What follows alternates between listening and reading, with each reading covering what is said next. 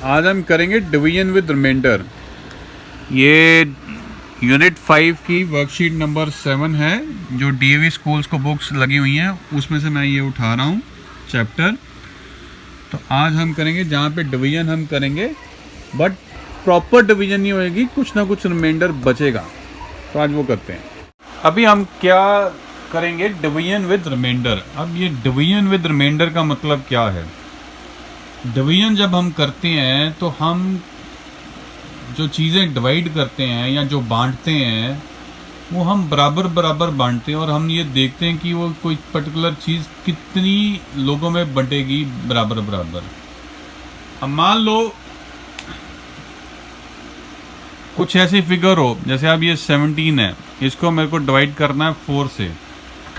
अब ये समझ के चलो कि ये 17 टॉफियां हैं जो हमने 4 फ्रेंड्स में हमने डिवाइड करनी है। तो कैसे करेंगे? 1 2 3 4 फ्रेंड्स हैं,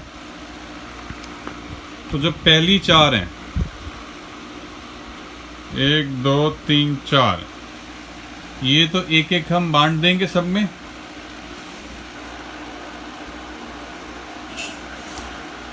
उसके बाद अगली 4 भी बांट देंगे।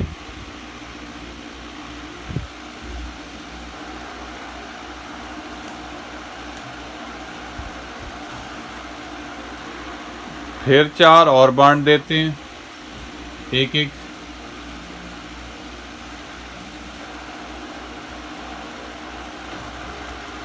अब लास्ट में 4 और बांटी गई, मतलब 16 तक।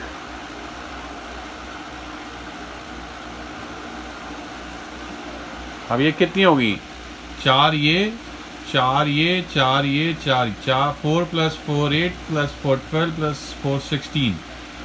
तो अगर मैं 17 को वैसे ही डिवाइड करता तो 4 के टेबल पे 17 तो था नहीं, तो मेरे को कोई ऐसा नंबर ढूंढना था जो 17 के पास हो और वो 4 के टेबल पे हो। तो वो 4 4 16 होना था। इसमें से सब्ट्रैक्शन अगर हम करते तो 1 बचता।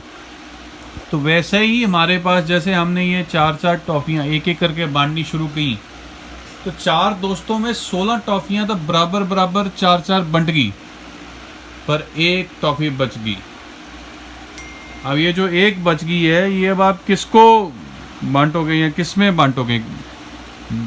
लोग तो 4 हैं, टॉफी एक बची है, तो फिर उसको हम एज अ रिमाइंडर शो करते हैं।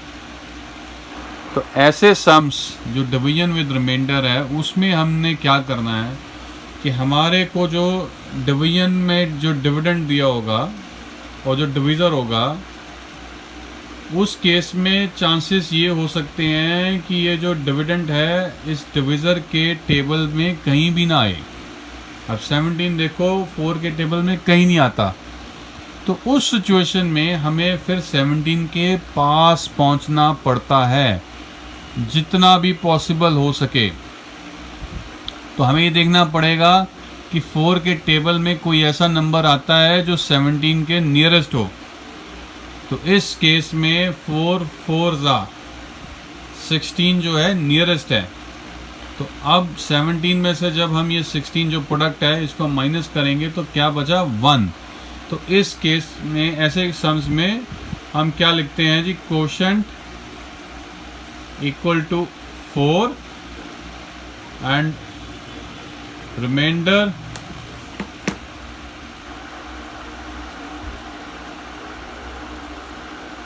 Equal to 1। तो ये वाले सम्स जो हैं, इन सम्स में हम इस तरह से आंसर्स निकालेंगे कि जिसमें हम डिविडेंड के पास पहुंचने की कोशिश करेंगे, और उसके बाद सब्ट्रैक्शन के बाद अगर कुछ बच जाता है तो उसको हम रिमाइंडर लिखेंगे। अब अगला सम क्या है? 20 डिवाइडेड बाय 3। तो अब हमें ये पहले देखना है कि क्या 20 3 के टेबल पे आता है। अब 3 1 3 3 2 3 2 6 3 3 9 3 4 12 3 5 15। ये मैं रफ वर्क कर रहा हूँ, ये आपने वहाँ पे ड्रॉ नहीं करना शुरू कर देना। 3 6 ज़ा 18 और 3 7 ज़ा क्या है 21। अब देखोगे जो 20 है 3 के टेबल में कहीं नहीं आ रहा, या 18 है या 21 है।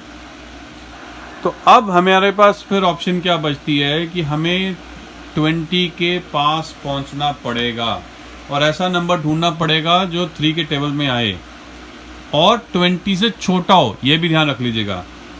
तो जो नियरेस्ट नंबर है और 20 से छोटा है वो क्या है 18। तो यहाँ फिर क्वेश्चन क्या बनता है 6। तो यहाँ पे हम लिखेंगे क्वेश्चन 6, यहाँ लिखेंगे प्रोडक्ट 3 का और 6 का। अब सब्ट्रैक्शन करेंगे तो यहाँ से 1 गया, ये 1 रह गया, 10 में से 8 गए, 2 बचे और यहाँ पे 0। अब जो 2 की जो डिवीजन है और तो हो नहीं सकती, हमें कम से कम 3 चाहिए थी। तो इस केस में आंसर क्या आया, क्वोशंट बनेगा 6 एंड रिमाइंडर बनेगा 2। तो ऐसे केसेस में जहाँ पे हमारे को प्रॉपर पूरा नंबर नहीं मिलेगा टेबल में, तो फिर हमारा कुछ ना कुछ रिमाइंडर छूटेगा। पर ये ध्यान रख लेना, जो रिमाइंडर होगा वो जो डिवीज़र है उससे छोटा होगा। ये नहीं हो सकता कि रिमाइंडर आपका 4 और डिवीज़र आपका 3 है, वो नहीं हो सकता। वो आप अगर कर रहे हो तो आपकी वो गलती है, फिर आप कुछ गलत कर रहे हो। तो जब भी आप देखोगे तो रिमाइंडर को हमेशा ही डिवीज़र से छोटा ही रहना पड़ेगा।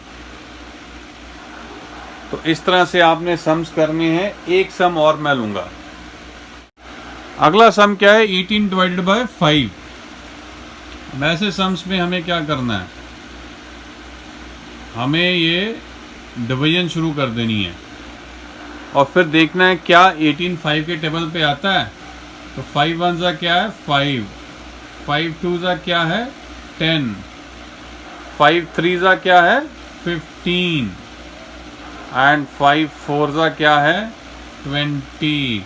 तो अब अगर देखोगे 18 जो है 5 के टेबल पे कहीं नहीं आता, 15 आता है या 20 आता है पर 18 नहीं आता है।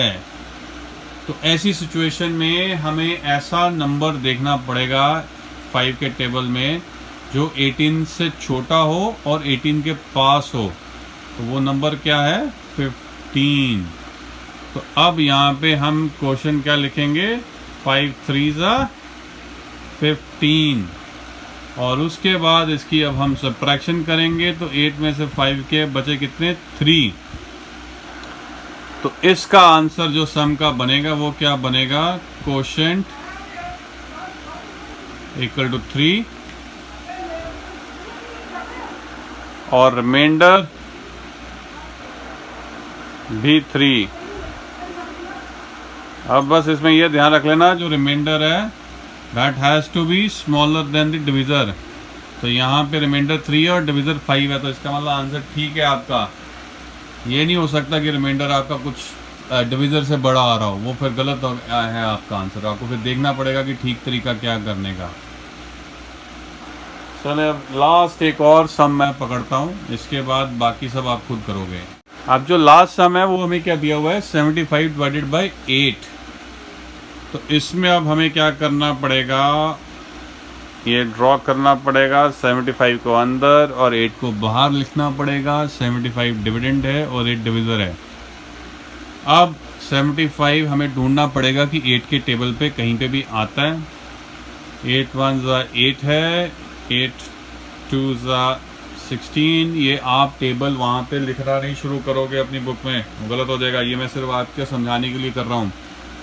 8 3 ज़ा 24, 8 4 ज़ा 32, 8 5 ज़ा 40,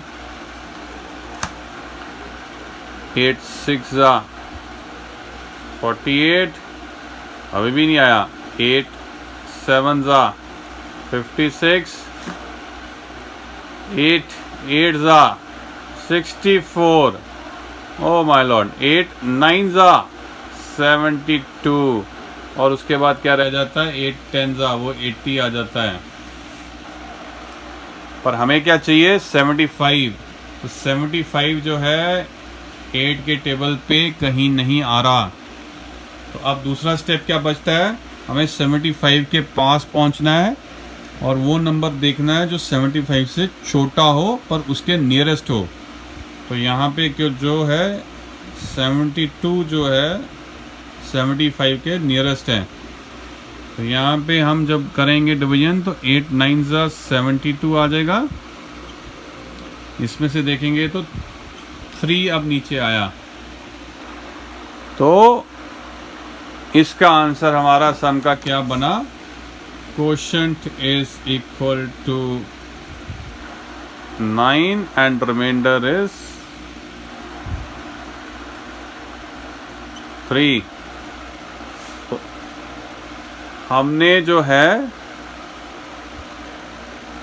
मान लो 75 टॉफीज थी और 8 बांटी सब में, तो 9 लोगों में तो पूरी बंट गई, उसके बाद 3 फिर बच गई जो अब हम किसी को बांट नहीं सकते बिकॉज लोग जो हैं वो कितने हैं, 9 हैं। तो इस वजह से ये रिमाइंडर बचा रहता है बिकॉज वो पूरी तरह से डिवाइड नहीं होता है जो हमें डिवीज़र दिया गया होता है। तो this comes to the end of the worksheet. अगर कोई आपको सजेशंस देना है तो प्लीज़ मेरे को कमेंट सेक्शन में लिख के सजेशन दे सकते हैं ताकि मैं अपने आप को इम्प्रूव करूं। अगर आपको ये पसंद आया वीडियो तो लाइक करिएगा, शेयर कर सकते हैं, वीडियो के नीचे शेयर का आपके पास ऑप्शन है, वो व्हाट्सएप के थ्रू आप शेयर कर सकते हैं। और सब्सक्राइब अगर नहीं किया तो कर लीजिए। मैं 3rd 4th 5th के जो है क्लासेस के मैथमेटिक्स ले रहा हूँ और DAV स्कूल्स की बुक्स मैंने पकड़ी है as a reference, but material तो ऑलमोस्ट सेम ही रहता है, कोई फ़र्क नहीं होता है। सब्जेक्ट मतलब क्वेश्चन डिफरेंट हो सकते हैं। और थैंक यू।